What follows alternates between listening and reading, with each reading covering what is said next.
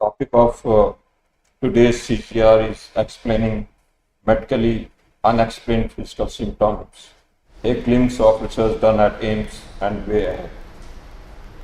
So we are going to discuss this CGR in the following heading.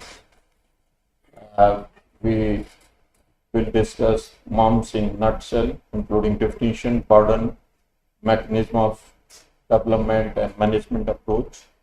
And then we will discuss research that is done at AIIMS New Delhi, including burden, symptom severity scale, and comprehensive treatment module.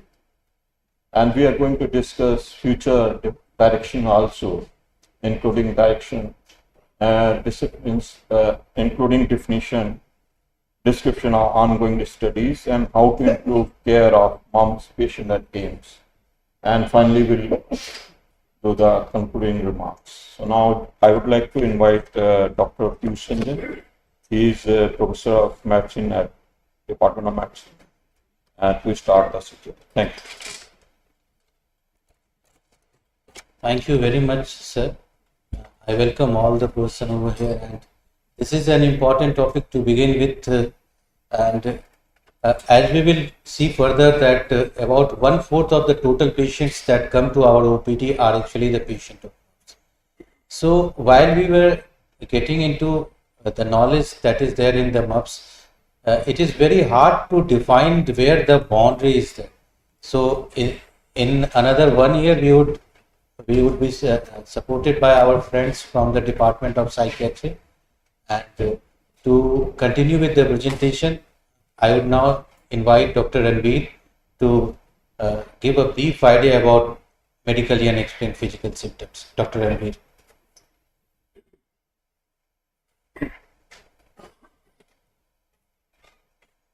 So thank you, sir. So the medical unexplained physical symptoms, this is a descriptive term.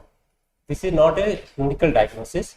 So it is defined as a group of physical symptoms which is experienced by individuals that cannot be attributed to any non-medical condition or disease despite relevant and thorough medical evaluation. So these symptoms are the real symptoms, and these are not explained by any underlying medical and psychiatric illness. So the characteristic features of these symptoms are persistent, usually of the period of months or years, and they are recurrent in nature. Symptoms remain unexplained by any medical and psychiatric illness. There is always clinical uncertainty about the etiology behind these symptoms, and the evaluation, including any biochemical investigations or the imaging, remain non-contributory. And these symptoms are not attributable to any mental condition, including the depression, anxiety, and these are associated with significant distress and impairment in quality of life of individuals. So if we talk about the burden of MUPS, the prevalence of MUPS cases is up to 70% in different clinical OPD settings, and this varies around 20 to 30% in primary care settings. So this variation is due to the different criterias have been used for defining this. There is one systematic review which included 32 studies and around 70,000 patients, and which also shows the prevalence varies from 40 to 49% patients in primary care settings who had at least one physical symptom. And if we talk about the subspecialties like the neurology and gastroenterology department, they also have around 10% of their patients belong to this category of the illness. So in the Indian setting, so this is the one study which was conducted in our department, and this included 976 patients. This also shows around 25% patient visiting to medicine OPD belongs to these unexplained physical symptoms. So the severity of these symptoms varied from mild, moderate to severe. So in general patients, there is one study from our department which included 245 MUMS patients. In them, around 29% patients belong to severe category of the symptom. So if we talk about some specific disease like the COPD patient with MUPS, they also found to have around 27% patient had severe symptoms. Similarly, in the mental illnesses, the anxiety and depression patient having MUPS, they also have the 7% patient have severe symptoms. So MUPS not only affect the individuals but also affect the whole family and the caregivers as well as the healthcare system of any nation. So this is the one study which was conducted in UK, which aims to calculate the economic burden of somatization among British adults. So they estimated annual cost of healthcare use and productivity loss associated with these patients in excess of non-somatizing patients.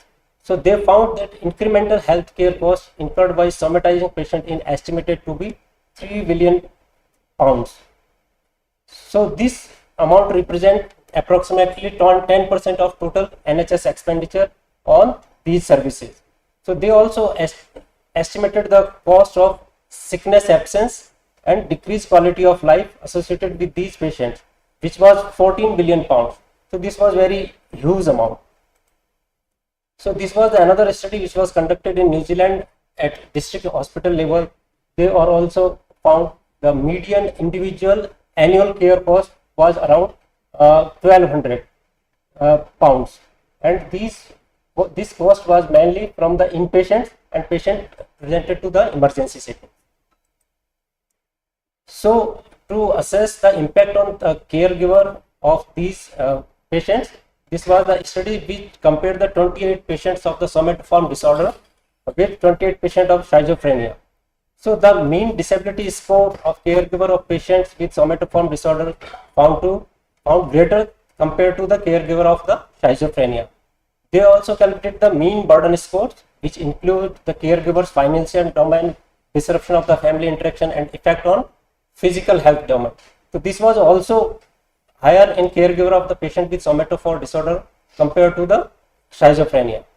And they also found that the spouse, in the family, the spouse is affected more compared to the other family members. So what are these symptoms? So these symptoms belong to the either general symptoms or some specialty specific symptoms. So general symptoms are like the weakness, fatigue, sleep disturbances, restlessness, cardiorespiratory symptoms like the palpitation, shortness of breath, dizziness, GI symptoms like nausea, bloating, constipation, diarrhea, genitourinary symptoms like premature ejaculation, erectile dysfunction in females, dysmenorrhea, neurological symptoms like numbness, paresthesias, convulsions. The pain symptoms, which are the most common symptoms category in these patients. So muscle and joint pains are the most common symptoms in these patients, followed by the headache, abdominal pain, backache, and fibromyalgia like symptoms. So what are the factors responsible for these unexplained physical symptoms? So there are certain predisposing factors, precipitating factors, and perpetuating factors. So in predisposing factors are belong to the either hereditary or some chronic diseases or chronic illnesses or early life adversity. So this is important. The paternal illnesses and the early childhood paternal deaths, child abuse, child sex abuse, these are the predisposing factors. And some condition like the acute physical illnesses, psychosocial stressors, or acute psychiatric disorders, these can precipitate the symptoms in the presence of predisposing factors. So there are some perpetuating factors which are responsible for the persistence of these symptoms and maintaining these symptoms for the long time, like the misinformation about the symptoms, and workplace and compensation factor, lack of social support, and chronic illnesses, and poor integration in treatment system. So this is also one important because these patients have multiple symptoms. They visit to multiple OPDs. So this lead to the anxiety and the distress, which further perpetuate the symptoms and maintain these symptoms for long time. So mechanism of development of these symptoms is not well understood. There are various theories have been proposed in the literature for the development of these symptoms. Among these are some important are the somatosensory amplification theory, sensitization theory, and immune system sensitization theory.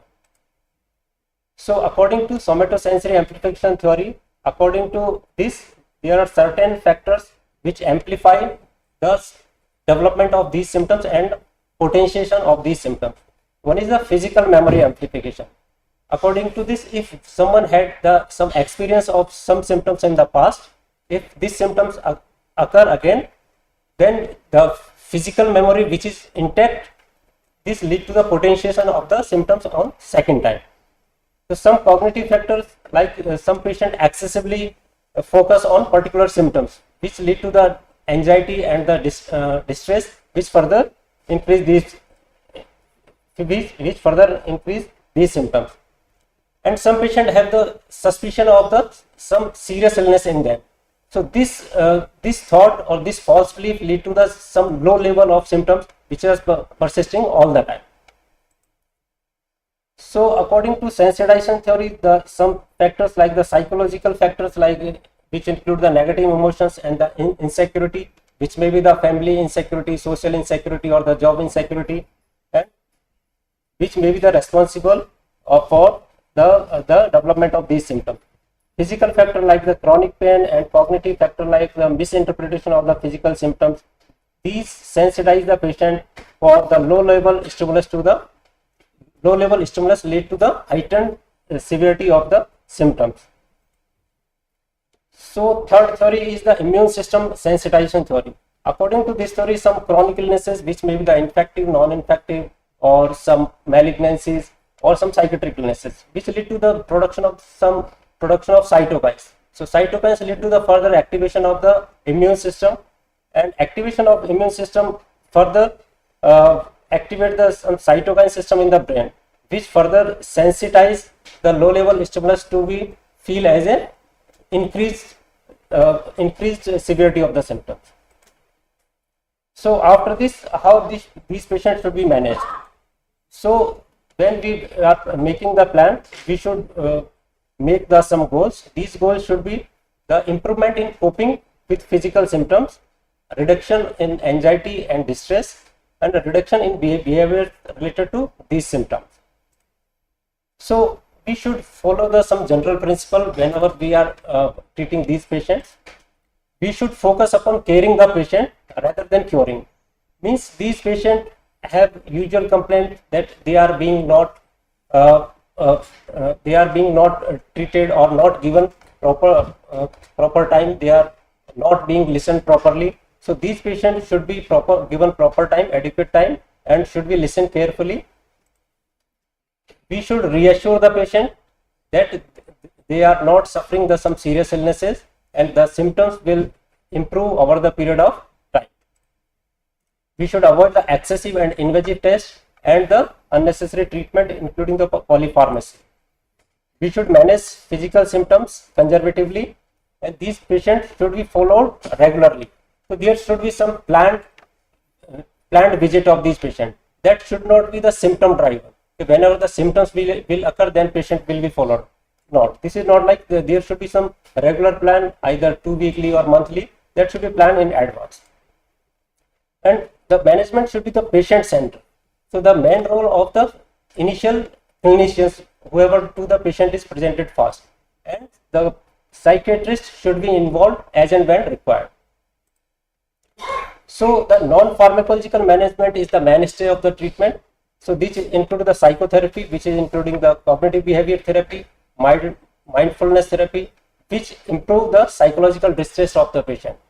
Some physical therapy like the physical exercises, manual therapy, which include the manipulation of the muscles and the joint, acupuncture, which improve the physical function of the patient. There are some alternative theories like the yoga, meditation, some relaxation techniques, which improve the overall sense of well-being of these patients. So now come to the pharmacological management, which includes primarily the antidepressant. So the antidepressant should be considered when the response to the non-pharmacological management is suboptimal or there is some associated depression. So the commonly used antidepressants are the amitriptyline and escitalopram.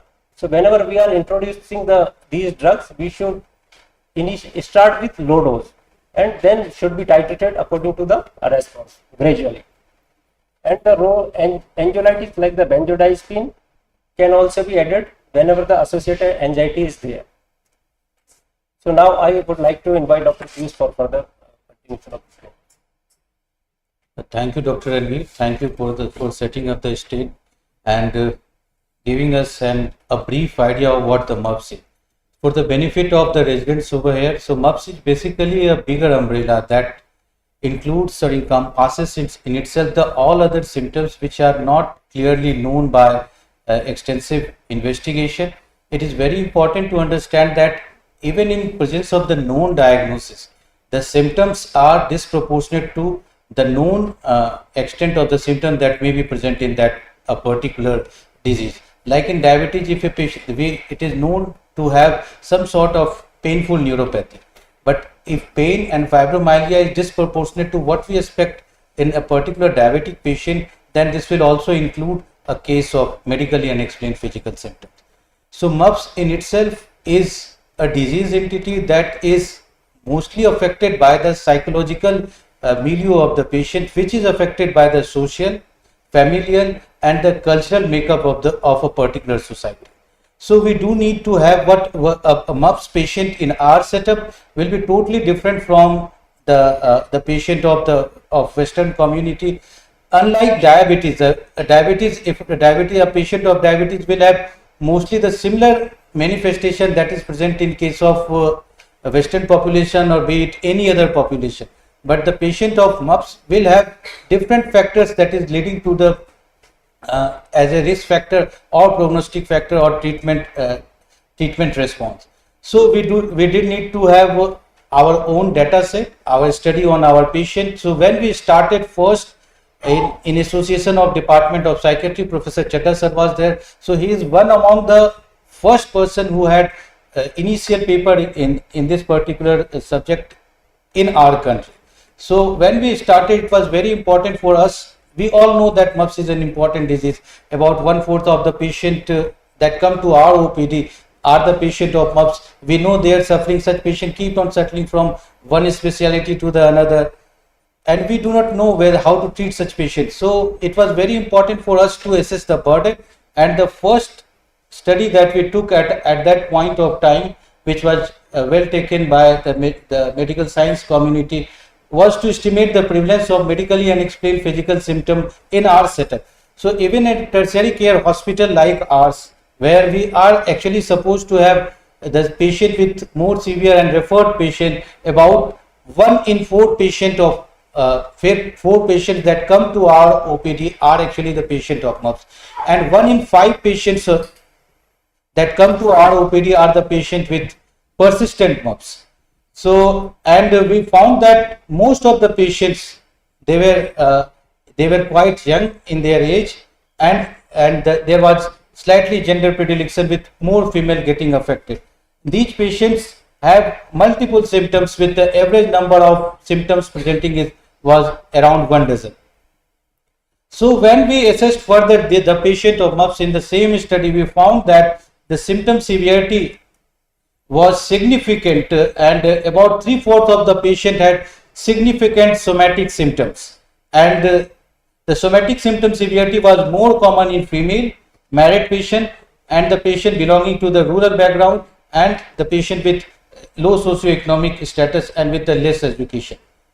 So in another study, this was a thesis dissertation by one of my MD student, and in which we have tried to study the disability faced by these patients, and we have found that all the 6 domains of the disability as described by WHO disability assessment scale are affected by in the patient of MUPS, with more so in their general mobility and their life activity, and the disability is more in the female gender. And patient in this study, we found that the disability, although the prevalence was more in the rural patient with the rural background, but the patient who are dwelling in the urban settlements were having more disability. So how does MUPS actually mean to the patient, mean to the caregiver, and to the health caregiver as well as the family caregiver? For this, we recently conducted a focus group discussion, a qualitative study, which was supported by friends in my department also. So in this, we have found that the patient mostly experience the physical and psychological symptoms in term of pain, fatigue, anxiety, and associated with the symptoms related to symptoms like depression. So these patients mostly have the feeling that they are not they are grossly misunderstood. The caregivers face challenges in terms of the financial burden. They do not know. They, most of them are actually saying that कि कितने दिनों से इलाज करा रहा है, we are taking him to every possible doctor, every possible specialties, and nobody is able to understand the problem of the patient. And as a healthcare person, we tend to mostly sort of take opinion from many of the subspecialty, adding further burden to our already overburdened healthcare system. So this was another important study which underlies the burden, symptoms, and psychological profile in our context. So apart from that, as I have already mentioned, that we do need our own study to understand our patient, and so next in this line was the study of making our own somatic severity scale, and now I invite Dr. Siddharth to explain about this.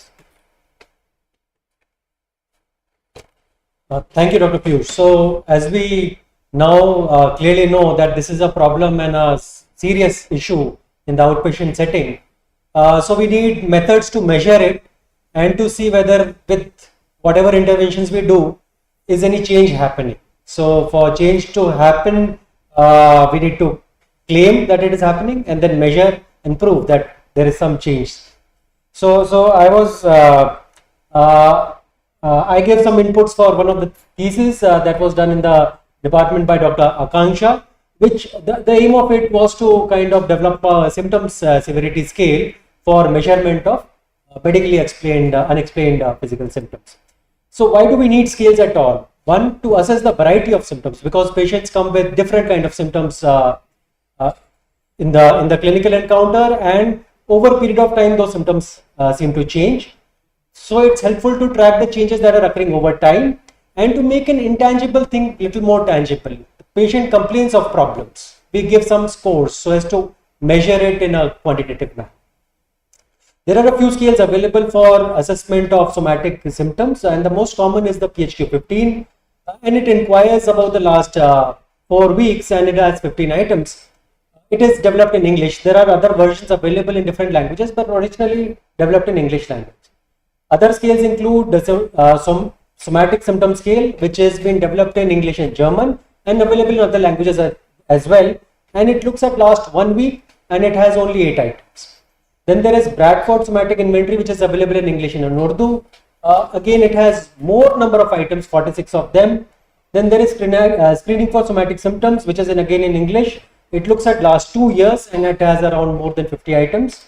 So what we see is that there are a variety of screening instruments available which have different number of items and different time frame that they look at. So hence we need to have certain scales and instruments in our own setting. The limits of the present existing scales are that they are developed in other settings. Now other settings have well-funded, well-developed healthcare systems where the queues are well managed. The time that you have with the patient is quite substantial. Patient satisfaction is something that is looked at a very important marker. Now those realities are much different from our realities, where we have to look at large number of patients and the time that we can spend is little less. Then there are cultural aspects which are of importance, how doctors are treated, how the healthcare services work, what is the expectation of the society from the doctors. Then the practices of the local physician has an impact as well. How people are referred, what is being said before the referral comes along. So in India, there is no scale or instrument that has been developed de novo for our medical setting, and hence we worked on this scale. Dr. Akanksha did her thesis on this. So it was a multi-step systematic process of development. The first phase that included us having focus group discussion with the patients who come with the symptoms. So understand their concerns, understand their processes, understand their issues, and it generated the EMIC items, that is what is coming from the particular scenario as well. It was complemented by literature review, thorough literature review from different instruments already available, and a total number of 146 items were generated. With expert feedback, number of items that were modified, removed, reworded, the less number of items further remained. Now in phase 2, it was applied in the outpatient setting in a limited sample of 30. Subsequent further modification was done, and finally it was applied in a sample of 116 individuals. So the scale language, it has been developed both in Hindi and English, so one does not have to translate it from English to Hindi and then backwards. The simultaneous development was there, and it looked at whether the symptom is present in the last 3 months or not, and if it is present, what is the severity of the symptoms. So in the sample of patients in the outpatient, 70% were females. The mean age was around 38 years, and the median duration of symptoms were for around 2 years. So it was those with chronic problems of MUPS. The final scale has 38 items. It has excellent internal consistency, and it has a moderate degree of correlation with PHQ-15, which is the other commonly used scale worldwide. So this is the factor analysis of the scale, which has a 11 factor solution, and the advantages of this scale is that it is based upon local inputs and global data, both complementary to each other, developed and applied in Hindi, the common language here, and it is validated in a common routine setting, that is the tertiary care center here, which is applicable to any other tertiary hospital which sees a large number of patients.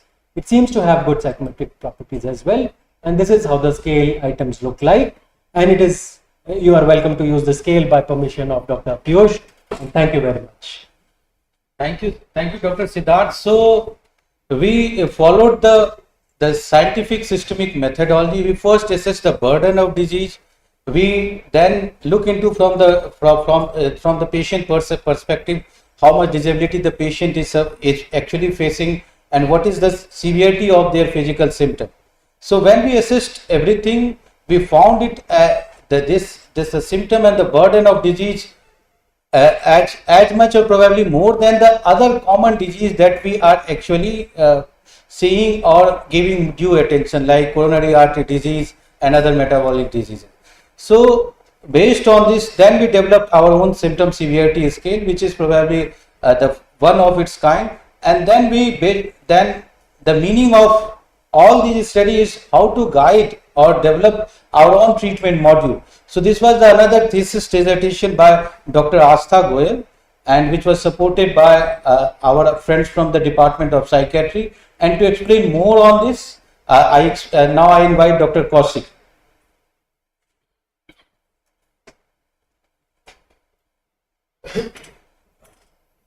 Thank you, Dr. Piyush. Thank you, Sir. Thank you to the medicine department. At the outset, it was a nice and interesting work, and Astha really did a good work. The point is, psychosomatic or MUPS, as you call it, it's not a very glamorous area to work into, but nevertheless, it is something that comes every 4 times, which is almost like our breathing that happens. So people will have to see these patients in the OPD. Now, one thing that has shown, and like my previous speaker said, that patients with psychosomatic, often they feel that they are dissatisfied, and therefore they keep coming again and again to multiple people. Studies have shown that doctors, when they cannot treat a person, they develop a negative attitude towards the patient, which results in more conflict and more dissatisfaction, because we want to give clear answers, and we all want to be answer providers. We don't want to get stuck. Now, because of this, there is increased time, and if your OPD has 1/4 of their patients removed, then essentially it will be easy for everybody. So we need to devise a method by which we can do that. But to validate a module, we felt that the Western modules, which are long, each session is around 45 to 50 minutes, and there are around 12, 16, 20 sessions, that won't work here. We don't have so much of time here. And second, the psychological mindedness that the patients have in the West, maybe the patient is looking here for more of a authoritative answer from the physician rather than a discussion about why it is happening. So again, in association with Dr. Piyush and Astha, what we did is go back to the literature, like Dr. Siddharth said. There are etic items and there are emic items. Etic items are what is found from outside or the literature, whereas emic items are the items which come from inside. So to get a etic items, we found out what are the various studies or various packages which are available for management of somatoform and MUPS. And Dr. Tanveer made the literature review. So what happened is, out of them we got a systematic review about what are the various ways to medically, various psychological interventions that can be done. So from that literature review, we got what you would say the external items, what people are doing across the world. Then this is the ultimately culmination paper of thesis work. But from there, what we did was we created, so from literature review, what we got are modules which have been used in various settings like this. So module 1 can be ascertain the diagnosis and the problem statement, get a detailed history or not, because it takes more time to take a detailed history. Based on that, we started to create a consensus package for our setting by having around 10 experts. These experts were faculty from psychiatry, medicine, clinical psychology, so that there was a widespread, and it was very senior professors to junior clinicians who are working on the field. So we could get some idea about what they are saying. So what we did was we made up the components of all the packages everywhere and we gave them for their consensus. They were supposed to score how much this component is relevant to our setting and should essentially be done to this patient on a scale of agree, disagree or neutral. So the first round had around 70% consensus on certain items. So we rephrased them very same way. And again, we send another round. So this round by round where a consensus is built up is called a Delphi method. So we followed a online Delphi method by email. And from there, what we got is what could be the construct of this. So if a patient comes to the OPD, how are we going to manage it in a unified way that is evidence backed? So that construct requires, the first thing that such a construct requires is, what is my case? What am I treating? So MUPS essentially can be any patient who any clinician just on a cursory glance have not found anything. And then the problem might be with the patient, it might be with the clinician, it might be with the system or with the time. And often many things would be missed. So to say that this is a case of MUPS, one will have to establish that the main or the principal somatic complaint, not the other complaints which might be there, is either unexplainable despite proper investigations, or it's more than what is expected for the underlying condition. So there was a lot of discussion about clinical examination. In a busy OPD, it's very difficult to do a clinical examination, but consensus of all experts who take less time to see MUPS, they say a clinical examination on the first time is a must, because the patient builds trust on a doctor who touches the patient and sees, examines them. So to say to a patient, you don't have anything, one must give that clinical examination the importance. So all of our experts said that no, a clinical examination has to be done. Then there was a routine or baseline examination of hemoglobin, thyroid, blood sugar. And the explanation that came from the experts' consensus was that Occam's razor. The simplest thing is often the most common explanation of something. So many people who are claimed to be MUPS would often turn up with either from a physical side with anemia or hypothyroid, or from the psychiatric side as anxiety or depression, which has been missed in a busy OPD. So it's nobody's problem. The problem is systemic. But then a baseline examination to rule out the routine things has to be done. Specialized investigation, there was a debate about MUPS patient will often come and ask about CT, MRI, and because they want to know what's happening to them. It is believed that the physician should have a gatekeeper function in that the first time you allow the patient to do the examination or the investigations, which are costly, but that is based on the guidance comes from the history and the patient's finding. So it is the responsibility of the clinician to prevent the patient from spending extra or inordinate amounts of money. So there are people who will come to our OPD who have sold their house and sold their land just for some kind of a MUPS. People have actually done that. Finally, referral is to be done to various, and from there it came a comprehensive treatment module, and then that's the last part in which we developed the content of it. So the first thing is that MUPS, because it takes a long time, one should not say that one shot, you are over and I'm not going to see. It has to be multi-session. And we tried to decrease the session time as much as possible, but even then 15 minutes per session seems to be minimally required to actually have all these components into those 5 sessions. So what we suggest to everybody is that in the first session or in any of the session, you tell the patient that, okay, this is an intake. I don't have time today because it's a busy OPD, but that doesn't mean that I'm going to abandon you. I'm just going to tell you that you don't have any problem, you go. We'll again come and discuss, but we'll take one aspect of this illness at every one point of time. So reflection and symptom discussion is necessary. So what one says that you should just listen to the symptoms without intervening. There are studies that show that when a patient comes from all the way, say from West Bengal or Bihar, I'm from West Bengal. So the patient has thought in his mind a whole story. Main jaunga, I'll tell my doctor this thing. And studies show that a consultant generally gives around 48 to 50 seconds for a patient to speak his story before he interrupts, whereas a resident who is under more pressure gives around 30 seconds before he interrupts. So what happens is the patient will keep on going back to his own story while you are trying to get some answer out of it. Rapport establishment has 2 things. One is open door policy, that the patient will come back again, and we typically become very irritable and say, "Arey, मैंने तो बोला था आपका कुछ नहीं होगा, आप वहाँ पे जाओ, अब न्यूरो में जाओ, अब psychiatry में जाओ." Open door policy is कि, okay, you have come back, ठीक है, let me see what I can do. Physical health counseling when it comes from doctors works well. Stress management in form of relaxation, autogenic is that to imagine yourself, and meditation. Everybody knows that stress management in form of relaxation and meditation works, but it has been shown that patients listen to doctors when doctors make it mandatory or say authoritatively that you have to do meditation or you have to do exercise like a pill every day, half an hour. Only then patients will do it. Otherwise, we all know we don't change our behavior. There were a few cognitive strategies which essentially it's beyond this short time, but one thing is that often patients come with a yes or no attitude, a black and white thinking, where I have got this problem, I have got a ache on my body, I want you to completely cure it. It's yes or no. And we doctor also say that no, it cannot be cured, or yes, it can be cured.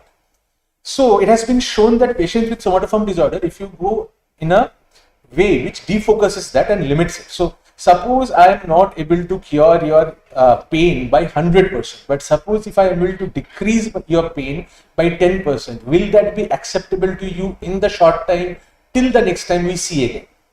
Many patients who have gone to multiple places and have no cure, they will say, yes, I will work with you. So you are changing you are defocusing the person's thought and you are changing it into that if 100% cure is not possible, we'll do some. And similarly, there is also this thing, the role of psychiatric medication, SSRIs and TCA. The commonest example that we give, and you can also give, is that suppose you are happy, you have gone to a marriage or you are playing football and you come back and see that there is a bruise on your leg, which essentially means that you got hurt, but your brain or your mind did not process the pain because you were happy. But if you are irritable and if you have to do a simple, blood sample or some work, you won't be able to do it because your headache is then too irritating to you. So the pain might be the same, but the acceptance of the pain and the processing of the pain also depends on the mind. So SSRIs, TCAs, which are essentially anti-anxiety medications, they can help in better processing of the pain in certain situations. So these were the models of the 6 component. There is a mixture and each session has got 15 to 20 minutes and over 5 sessions, over 5 to 6 weeks for any patient who is coming, rather than seeing the patient and saying that I can't do, you go to neuro and you go to psychiatry. Anybody can do, and the idea is this should be so easy to teach, not only us but primary care physicians and even psychiatric nursing or even nurses and counselors can do it, so that the load from the main medicine OPD can decrease. With that, I thank Dr. Piyush and hand over back. Thank you. Thank you, Dr. Kaushik. Thanks for the overview. I can understand that in the within the given time frame, it is very difficult for us to give the whole overview, but I would strongly recommend all the residents to go through this article that we have developed over the period of 2 to 3 years with the best possible scientific rigor, and it will definitely going to help you. So this is available in it's an open access article that is available. So based on the work that we have done, what is there in the future? What is our future plan to continue our ongoing research, and how can we deliver it to our patient within the given frame of our own healthcare delivery system? So I would mention about the two leading funded project that we are continuing right now. The first one is the AIIMS MUPS cohort study, which is supported by ICMR, in which in this we have recruited 300 patients of medically unexplained physical symptoms, and they would be followed for a period of 2 years. So in the first phase, during the time of recruitment, the patient will be screened about the sign and symptom, and their socio-behavioral construct will be noted in a preformed pro forma, and all the well-validated tools that is relevant, including DAS21, PHQ 15, HUDAS, Hucol brief, and the coping mechanism will be studied. It has been studied, and these patients are being given the standard treatment, including the pharmacological and non-pharmacological treatment, and each patient will be followed for a period of 1 year as a part of the study, but we would continue following them for longer duration to see the effect of the treatment that we are giving to them. So the outcome of the study will be measured in terms of the change in the somatic symptom severity, change in the functional impairment, and change in the quality of life, and how their disability has been controlled.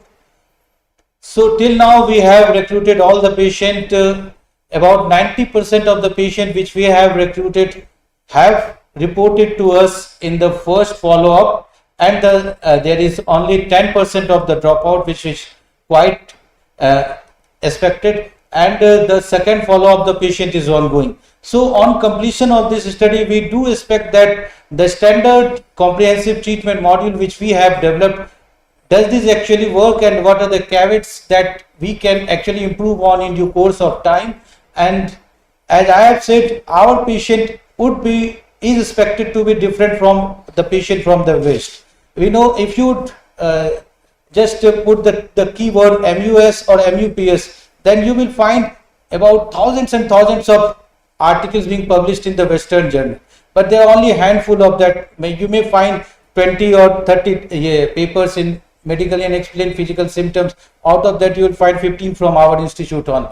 So we are trying to find out what are the long-term insights of the pathophysiology of disease in our own social and the cultural milieu, and the development, whether we can make our own prediction model and any other change in the management strategy that will work for us. So we know that yoga is our own method of treatment, and that really works well in other related conditions like somatoform disorder, fibromyalgia, chronic fatigue syndrome, and irritable bowel syndrome. There are already published articles, studies, mostly from the Western workers, on these disease entity, and based on that we felt that it should also work on the MUPS, and for this we have developed yoga protocol for about 40 minutes. This was again based on the expert opinion and based on the ethic and emic items which Dr. Siddharth and Dr. Kaushik has already mentioned. So we then tried to test our own this yoga protocol that we have developed. The first one was in a thesis dissertation by our student Pawan Goyal. So this was the first study in which we have studied the effect of yoga in medically unexplained physical symptoms. This was the pilot study, and we have found that in this patient, so in this patient, 44 patient was randomized in the two arms. The first one arm was given the standard care, and the second arm was given yoga along with the standard care, and we have found that yoga as a treatment modality causes significant reduction in the symptom severity. Since this was the pilot study that has limitation in the sample, and based on the effect size that we have found in this study, we have again conducted this funded project by DST, and in this we have studied it in 120 patients in 1:1 parallel arm randomized control trial, and this is already a ongoing study, and we would follow this patient for longer duration to find out its effect. So based on the knowledge that we have acquired through the series of studies, how can we how can we give it to our own patients? So we have developed certain innovation that can be used in our patient, and we do know that these patients, we have enormous burden of these patients. For this final stage, final part of the presentation, I again invite Dr. Kaushik.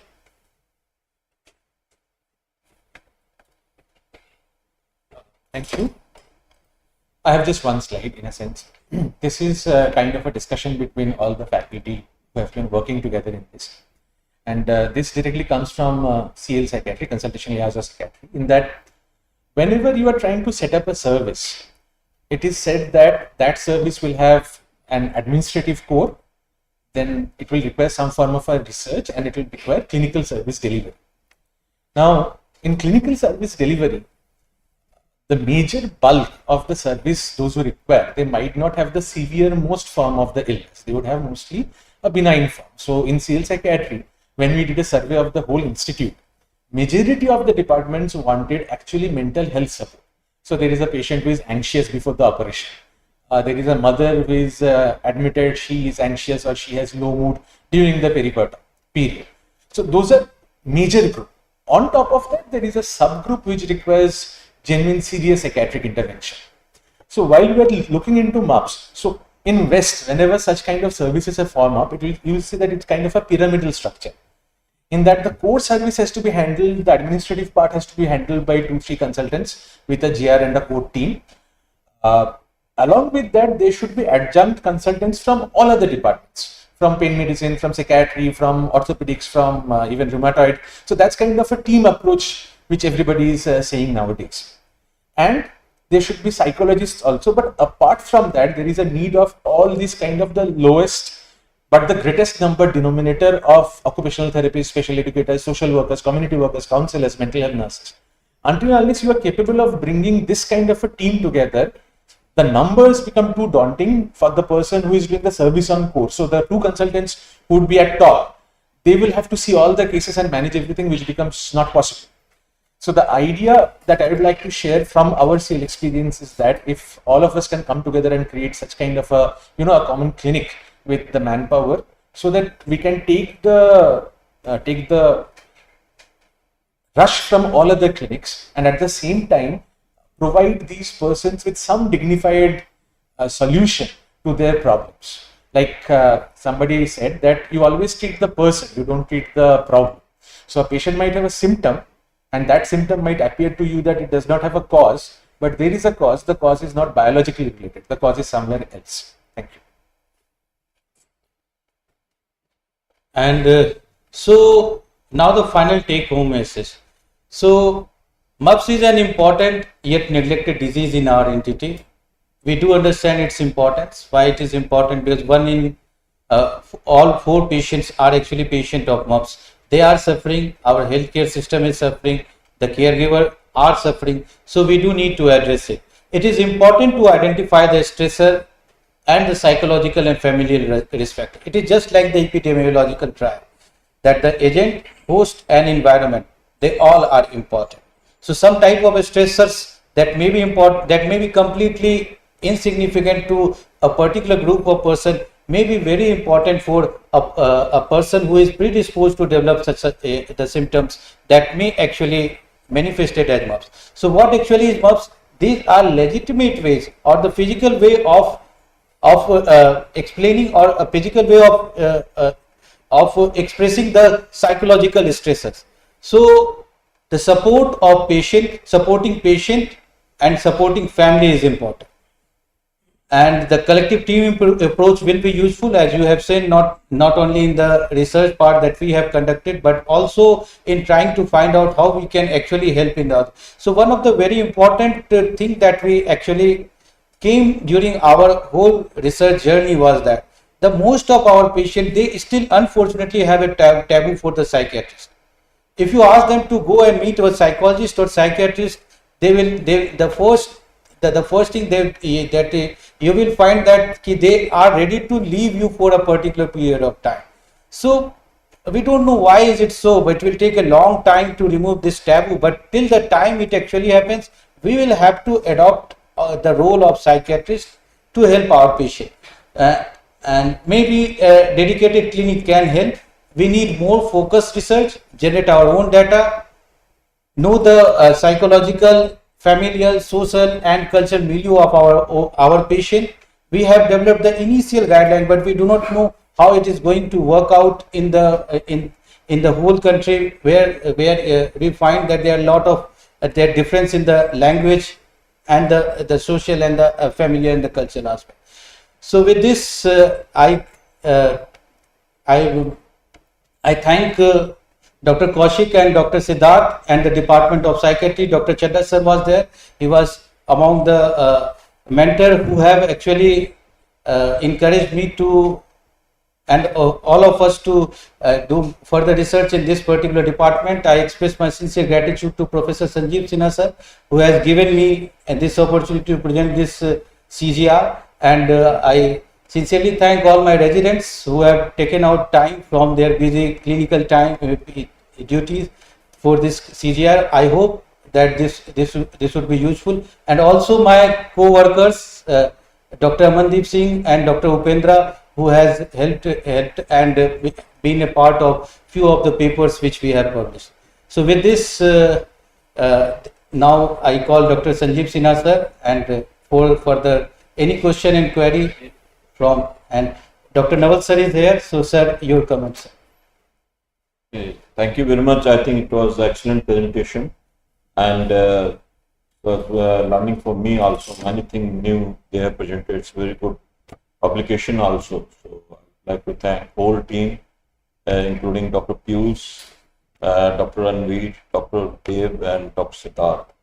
So we have some time. We can have question or any comments. So you please start.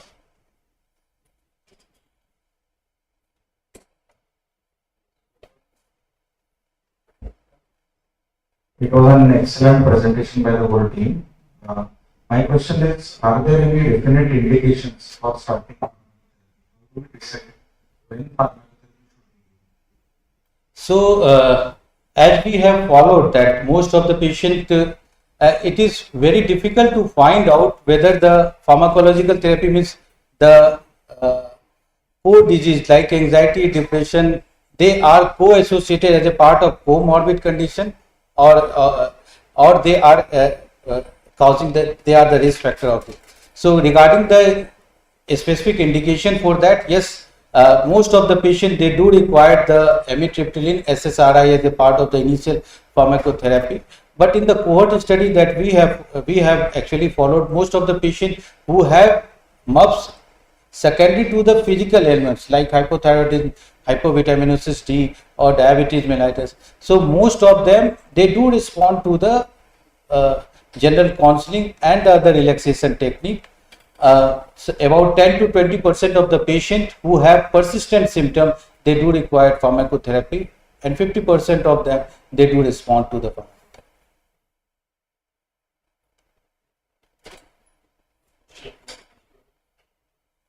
So, question from residents? Yes, Dr. Meg.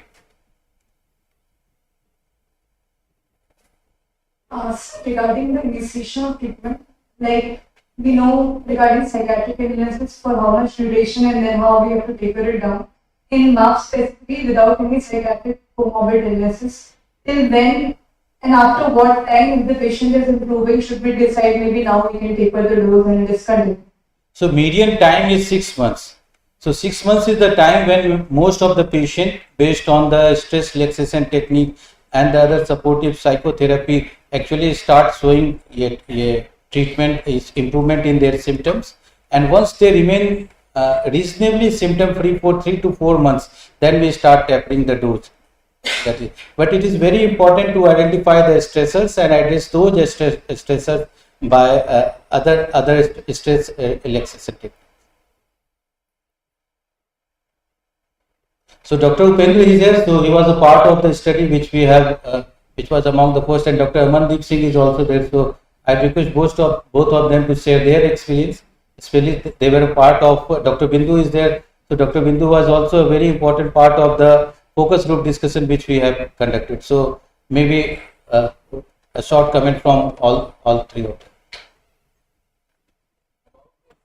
when we start a like a PCA, we are about to finish one year where we read means one group with a student here.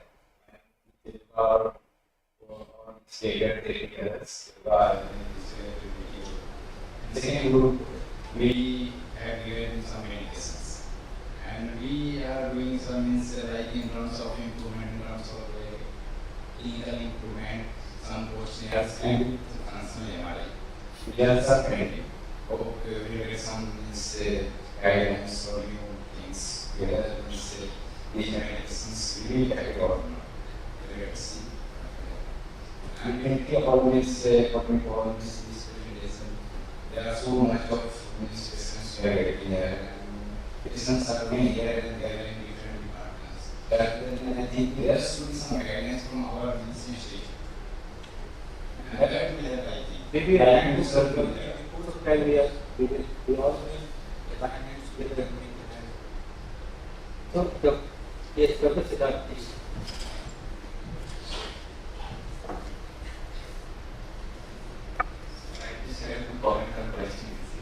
So, is there a reliable way to differentiate pain predominant marks from fibromyalgia?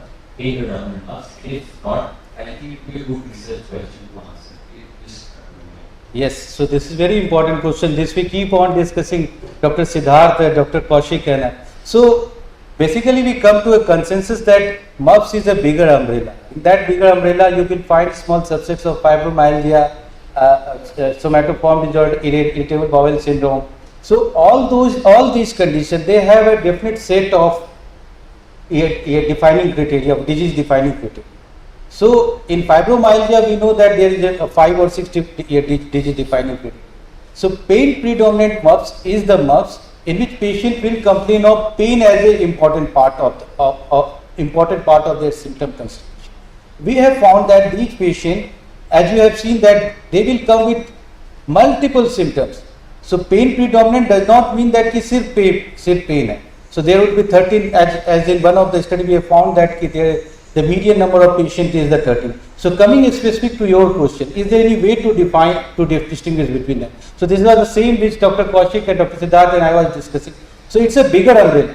If the patient is having all those disease defining criteria of fibromyalgia, that is fibromyalgia. If not, less falling short to that or have desired type of this thing, then that patient will not be considered as fibromyalgia, but will be considered as.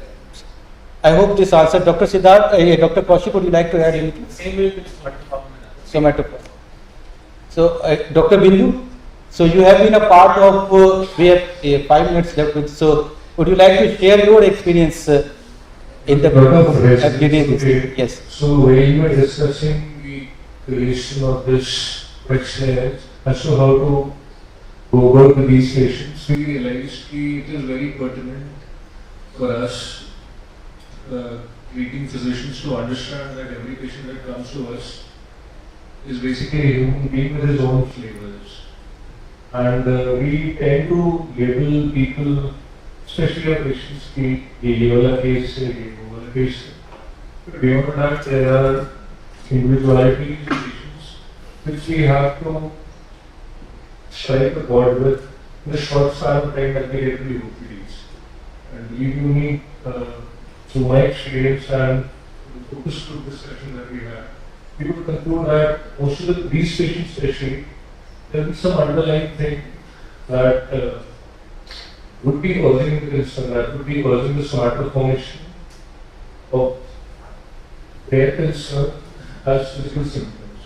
So if you are able to do that, because only yesterday in the OPD I had this patient, seen her for a while, and I sat with her. For pulmonary relay, she has only one thing. The kid has Down syndrome, she was concerned about it. So all the symptoms, and that she was not able to take the treatment that she wanted, wasn't satisfied with that concern. And we as physicians weren't answering that. She was seeking consult from 4 departments.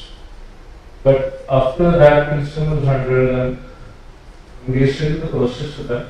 But these are very simple things to say that 70-80% of the patients you will be able to strike the word if you go deep enough. Thank you very much, sir. Nawal sir, so your file come before we complete this. Yeah, I think this was. In fact, it was a learning experience for me also. Because this is we come across these kind of symptoms very often. And we are, most of us, we are struggling what to do with them.